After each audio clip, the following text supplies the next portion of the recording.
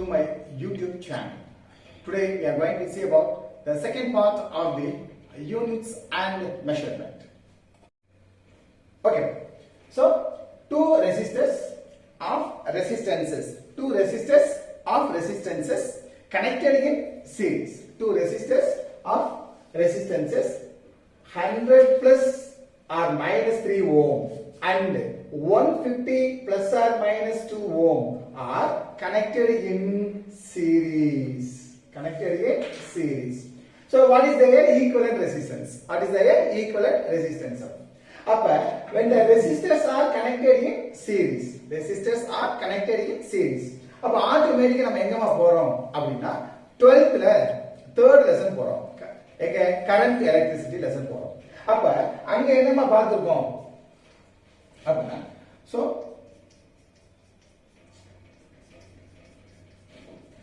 so when the resistors R1 and R2 are connected in series, so to a source of EMF B. So the current is flowing through it. So இத வச்சிட்டு 12th நம்ம ஒரு 1 mark question அப்படி கேட்டா, so current will be same. So potential drop across the first one is V1. Potential drop across the second one is V2. So the total potential is equal to V1 plus V2. Okay.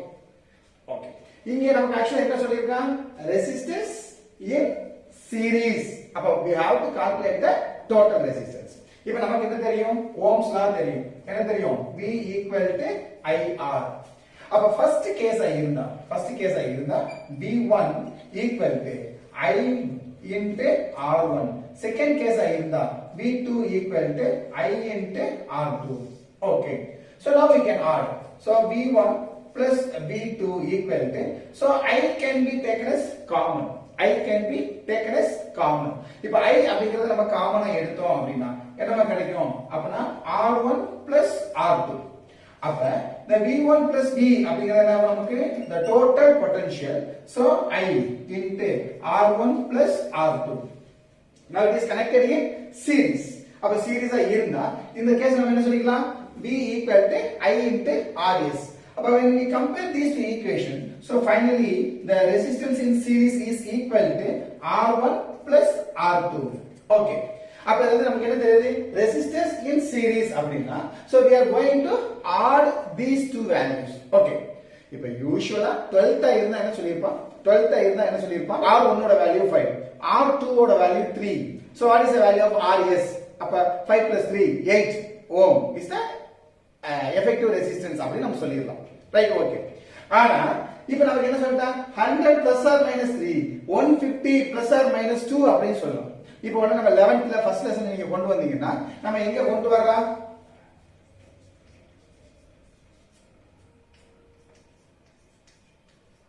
Error in some அப்படி சொல்லலாம். அப்ப error in some அப்படினா என்னையா formula அப்படினா delta Z equal to Z plus delta A plus or minus delta B. So how we can calculate Z? அப்ப Z is equal to nothing but A plus B. Okay. இப்போ ஆக்சுவலா நமக்கு என்ன இருக்கு அப்படினா R1 plus R2 equal to அப்ப என்ன சொல்லிடலாம் நம்ம? A. அப்ப what is 100 plus or minus 3 plus 150 plus or minus 2. If here the value of A plus B அப்படினா 100 plus 150 அப்ப 250. அப்ப இங்க என்ன சொல்றோம்? plus or minus just you can add. அப்ப 3 plus 2 5. So 250 plus or minus 5 ohm is the answer. அப்ப just அப்ப இங்க போங்க 250 plus or minus 5 ohm. அப்ப option A is the correct one. Okay, right. Okay. But next one, the temperature of two bodies measured by a thermometer are 20 plus or minus 0.5 degrees Celsius and 50 plus or minus 0.5 degrees Celsius. Calculate the temperature difference. அப்ப by using the thermometer we are measuring the body temperature, then its difference. அப்ப calculate the difference அப்படின்னு சொன்னாவே என்ன சொல்லலாம், error in difference. Error in difference. அப்ப error in difference னா ஆட்டோமேட்டிக்கா நம்ம என்னமா சொல்லிடலாம், delta z equal to z plus or minus delta a plus or minus delta b plus னு வச்சுக்கோங்க. ஓகே, அப்ப இங்க வாங்க, z அப்படினா என்னையா, இங்க a minus b. ஓகே, அப்ப டிஃபரன்ஸ் அப்படி சொன்னதுனால என்ன சொல்லலாம், a minus b. Okay, now go to the problem. என்ன ப்ராப்ளம் நமக்கு, 50 plus or minus 0.5. அடுத்து நெக்ஸ்ட் என்னையா, 20 plus or minus 0.5. okay, so find the difference. இப்போ the whole number அப்படிங்கிறது என்னது, 50. so 50 minus 20, 30. so plus or minus 0.5 plus 0.5, 1. அப்ப என்ன சொல்லலாம், 1. 1.5 plus 0.5, 1. so 1 degree Celsius. அப்ப 30 plus or minus 1. அப்ப எங்க இருக்கு நமக்கு, option C. so option C is the correct one. Option C is the correct one. Okay va? So the next question is the length and breadth of a rectangle. Length and breadth of a rectangle are two values. Calculate the area. அப்ப area அப்படினாவே நமக்கு என்ன சொல்லலாம்னா product of two terms. இங்க rectangle அப்படி சொன்னதனால நம்ம என்ன சொல்லிடலாம், L into B. area அப்படி சொன்னா என்ன சொல்லலாம், A into A. okay, அப்ப L into B. அப்ப how we can calculate area, L into B. okay, here the whole number, அது first main part அப்ப என்ன சொல்லலாம், 5.7 into 3.4. அப்ப என்ன நமக்கு 19.38 centimeter square. so when we round off, அப்ப round off பண்ணா என்ன கிடைக்கும் நமக்கு, 19.4. okay, so இது first part அப்படிங்கிறது ஈஸியா நம்ம ஃபைண்ட் அவுட் பண்ணிடலாம். the second partல தான் நமக்கு டவுட்டே வரும். so how we can go for the second part அப்படினா என்ன சொல்லலாம், delta a by a equal to delta L by L plus delta B by B. the delta L அதான் இது என்னது, 0.1. okay, 0.1 divided by length 5.7. so plus or minus delta B is 0.2. so 0.2 divided by other length 3.4. the A அப்படிங்கிறது area. so what we calculated, 19.4. so the division A goes to right side as multiplication. அப்ப multiplication போனா நம்ம என்ன பண்ணலாம், 19.4. so 9.1 divided by 5.7 plus or minus 0.2 divided by 3.4 into 19.4. so your answer அப்படி கேட்டா எவ்வளவு வந்துரும் நமக்கு, okay, so 1.48. so 1.48, the 8 அப்படிங்கிறது என்னது, 5 and above 5. so when you round off அப்படினா நமக்கு என்ன கிடைச்சிரும், 1.5. இப்போ நம்ம ஏரியா எவ்வளவு ஃபைண்ட் பண்ணிருக்கோம், 19.4. இப்போ இந்த மினிமம் பார்ட் 1.48, இது ரவுண்ட் ஆஃப் என்ன வந்துரும், 1.5. so 1.5, 19.4. so option A is the correct one. okay va? okay, so the voltage across a wire. okay, so which is given, voltage is given. so voltage is 100 plus or minus 5 volt and the current passing through it. so current is given. so I equal to 10 plus or minus 0.2 ampere. calculate the resistance. so R equal. so when we relate these things, VIR அப்ப vegetarian சாப்பிடுறவரு Iyer அப்படி சொல்லிட்டு V equal to IR. so which we are going to calculate, resistance. அப்ப keep the resistance in the same side. the multiplication I comes to this as a division. so V by I equal to R. so இந்த கேஸ்ல நம்ம என்னமா பார்க்க போறோம் அப்படினா division of two terms. அப்ப division of two terms னா first நான் straight எங்க போறேன் 100 by 10 100 by 10 அப்ப எங்க போறோம் so 100 by 10 equal to 10 so 10 ohm okay இந்த fractional part தான் நமக்கு டவுட்டே வரும் அப்ப fractional part அப்படிங்கிறது multiplication part என்ன பண்ணுவோம் அதேதான் so delta r by r equal to delta v by v plus or minus delta I by I okay இப்ப delta v so 5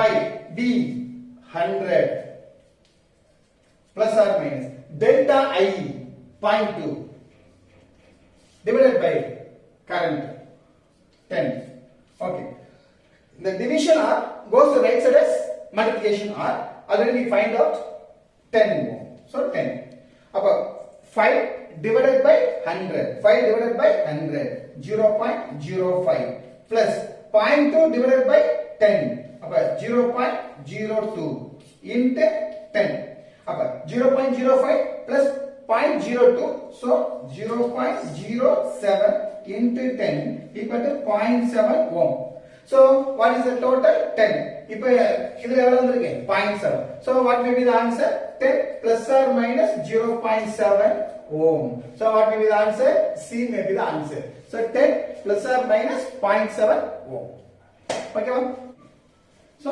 a physical quantity x is given by x equal to a square b cube divided by c into square root of d then a b c and d are given as 4%, 2%, 3% and 1%. Then calculate the percentage error in calculation of x. Calculate the percentage error. Okay. So how we can go for calculation? அப்படினு கேட்டா இங்க நம்ம டைரக்டா இப்படி என்னையா பண்ணலாம் அப்படினா delta x by x into 100 equal to இப்போ ஆக்சுவலா ஃபார்முலா என்னமா இருக்கு a square b cube c square root of d அப்படி ஓகே இப்போ a square அப்படினா 2 into delta a by a into 100 plus second b cube அப்ப 3 into delta b by b into 100 அடுத்து c வேற c ல இருக்கு அப்ப 1 into delta c by c into 100 plus square root of d அப்ப 1 by 2 into delta d by d into 100 okay அவ என்ன கேட்டிருக்காங்க calculate the percentage error calculate the percentage error அப்ப delta a by a into 100% is nothing but 4% is nothing but 4% அப்ப என்ன ஆகும் 2 into 4% plus 3 into 2% plus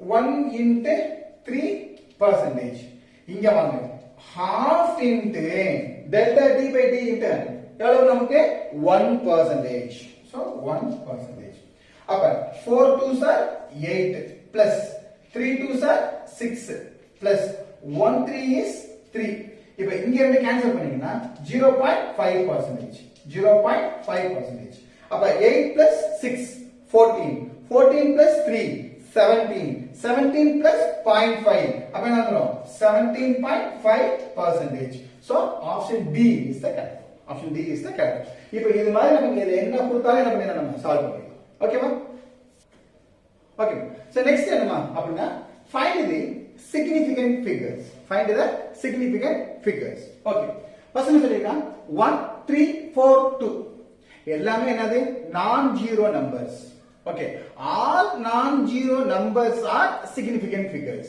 all non-zero numbers are significant figures 1 2 3 4 so number of significant figure is 4 okay இப்போ நீங்க second கேஸ்ல பாத்தீங்கன்னா the zeros between two non-zero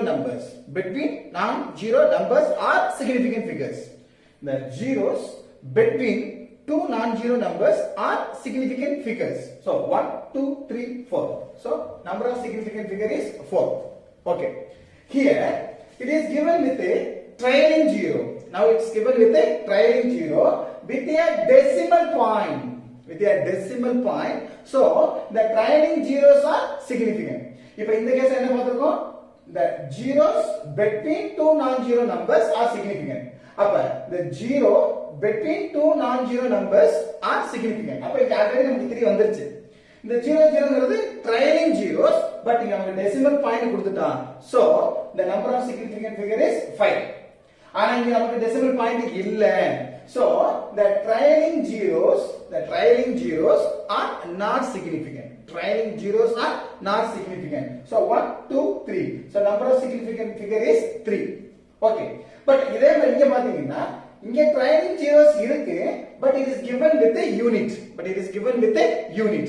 அப்ப யூனிட்டோட trailing zero இருந்துச்சுனா அப்ப zeros are significant. Okay. So the first 5 cases அப்படி பார்த்தா the number which is greater than 1. நல்லா பாருங்க.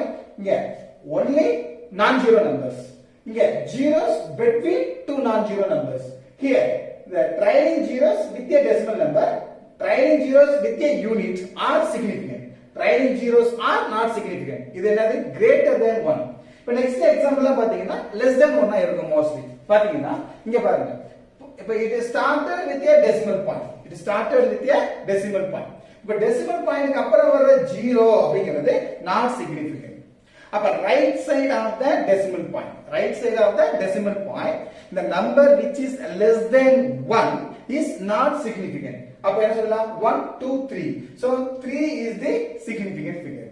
So after the decimal point the zeros are not significant. So 1 2 3. So number of significant figures are 3.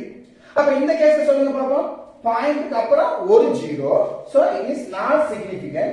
So 1 2 3 4 5. Here the number of significant figures are 5. So after the decimal point the 0 is not significant. அப்ப இங்க trailing zeros வருதே sir அப்படினா these trailing zeros அப்படிங்கிறது decimal point க்கு அப்புறம் தான் வருது. அப்ப பாயிண்ட் க்கு அப்புறம் தான் வருது. அப்ப இங்க சொல்லும்போது பாயிண்ட் க்கு அப்புறம் வரும்போது இந்த zeros அப்படிங்கிறது என்னது? Significant figures. Okay.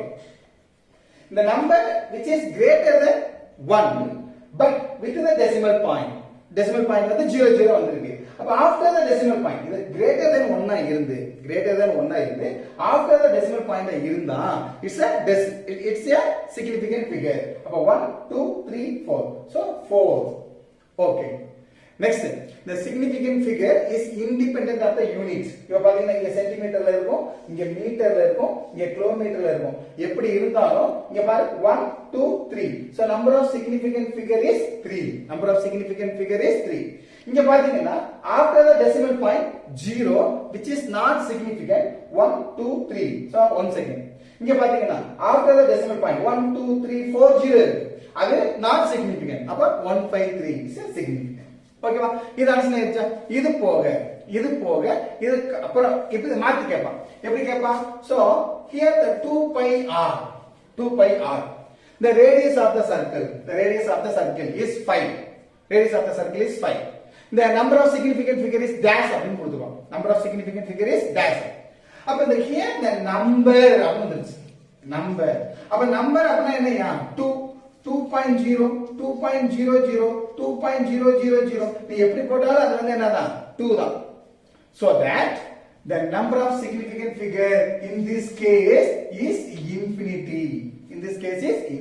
Dear viewers, today we have seen sum in errors, difference in errors, product in errors and division in errors and calculation of percentage error, and finally we have seen the significant figures. Okay, so thanks for watching. So we will meet in the next video. Okay, bye.